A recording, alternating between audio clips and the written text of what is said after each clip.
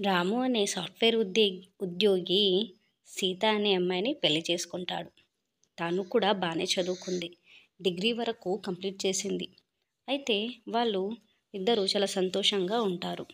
ఊరిలో నివసిస్తూ ఉంటారు. తను డైలీ డ్యూటీకి వెళ్ళడం జరుగుతుంది.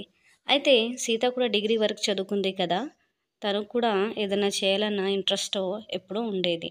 కొత్తగా పెళ్ళి అవ్వడం వలన భర్తకి ఏమీ చెప్పలేకపోయింది. ఇంట్లో పనులన్నీ చేసుకుంటూ అన్నీ శ్రద్ధగా చేసుకుంటుంది. డిగ్రీ చదివింది కదా అని ఏది రాదు అని కాదు, తనకు అన్నీ వచ్చేవి. తను చెప్పే వంటలన్నీ చేసేది. వంటలు అన్నీ రుచిగా చేసేది. ఇంట్లో పని ఎలా చేయాలో తనకి బాగా తెలుసు. అయితే వంట చేస్తున్నప్పుడు తను ఏం ఆలోచిస్తుండే ఉండేదంటే, బయటకెళ్ళి ఏదైనా జాబ్ చేయాలన్న మైండ్లో ఉంటుంది. అయితే బయటకెళ్ళి ఇప్పుడు నేను జాబ్ చేయలేను, అసలు బయటకెళ్తే ఎలా అని తను థింక్ చేస్తూ ఉండేది. నేనున్న ఏరియాలో బయట వెళ్ళి నేను జాబ్ కూడా చేయలేను, ఇంత చదువుకొని ఇంట్లోనేనా అని ఆలోచిస్తూ ఉంటుంది. అంతలో తన భర్త వచ్చి, ఏమైంది సీత, ఏదో దిగులుగా అలానే నిల్చొని ఆలోచిస్తున్నావు, ఏమైనా కావాలా, ఏమైనా ఇబ్బంది పడుతున్నావా, ఏమైనా ఉంటే నాతో చెప్పు అని అంటాడు. దాంతో సీత, అదేం లేదండి, నేను మీకు ఒకటి చెప్పాలి.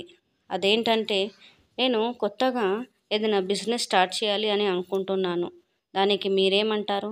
బయట ఉద్యోగం చేయాలన్నా వెళ్ళలేను కదా, అదేదో ఇంటి నుంచి ఏదైనా బిజినెస్, శారీస్ బిజినెస్ అలా లేదా డ్రెస్సెస్ బిజినెస్ చేస్తాను అని అనుకుంటున్నాను. మరి మీరేమంటారు?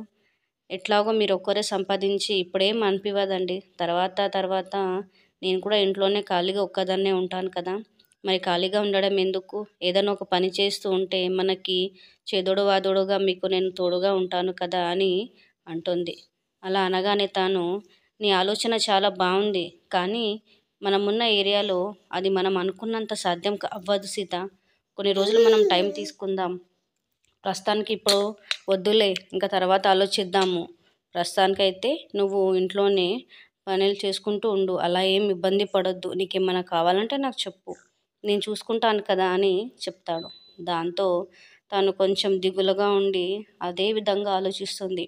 ఏది చేయాలి ఏం లేదు అని. ఇంత డిగ్రీ స్టడీ చేశాను కదా, ఏదో ఒకటి చేయాలి, ఇంట్లో ఖాళీగా ఎందుకు ఉండడం, టైంని ఎందుకు వేస్ట్ చేయడం అని మైండ్లో అనుకుంటూ ఉంటుంది. అయితే ఇలా చేస్తూ తర్వాత ఏం చేస్తుందో మరి